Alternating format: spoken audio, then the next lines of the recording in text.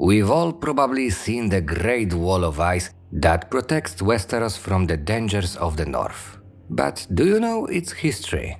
The Maesters believed that the first men came to Westeros about 12,000 years before Aegon's conquest. Westeros was then inhabited by peculiar creatures called the Children of the Forest. With the development of their civilization, people began to build more and more cities and villages. For this purpose, they needed a lot of wood, so they cut down all they could have found, including magical weirwoods growing all over Westeros. These trees were sacred to the Children of the Forest's culture. It was a spark that started a conflict. The children fought valiantly, using not only weapons but also wild beasts. People, however, were stronger and in full armor. On horses, they managed to overcome the enemy. When defeat was inevitable, Children of the Forest called their mages to summon powerful elements to their aid. That didn't stop the bloodshed though. The population of the children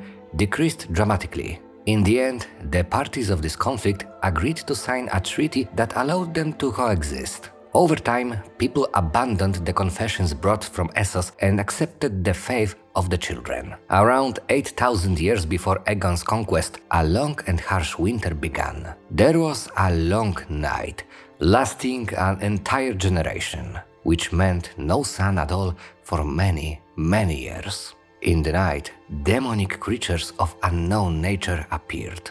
Demons fought with ice swords and were able to raise the dead to continue their battle as ghosts. Completely unprepared people and the Children of the Forest were forced to retreat to the south of the Westeros. The final defeat of the others was determined by the discovery of obsidian, also called dragon glass. According to the northern legends, the enigmatic figure called the Last Hero formed the Night's Watch, and together with his companions, the hero drove the others in the Battle of Dawn to the land of the Eternal Winter. To prevent another unexpected invasion, the first men decided to build a wall separating them from the lands of the demons. The chief architect was Brandon Stark, also known as Brandon the Builder, who later also founded House Stark.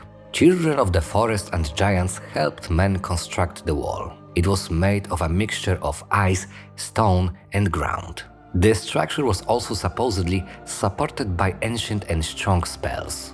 The broad upper level, on which 12 cavalrymen could ride, was paved with stone to prevent slipping. Masters argue whether the wall was built during Brandon's lifetime or whether the deeds of several generations are attributed to him.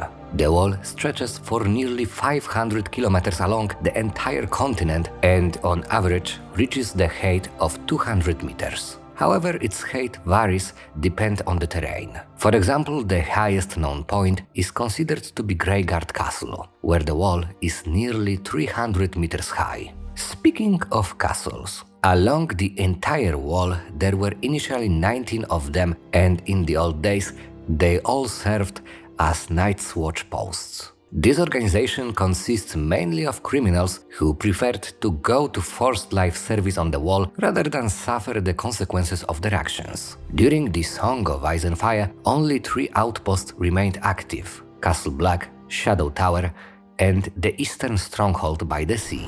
The others have never crossed the wall. However, wild people of the north attempted to climb it many times.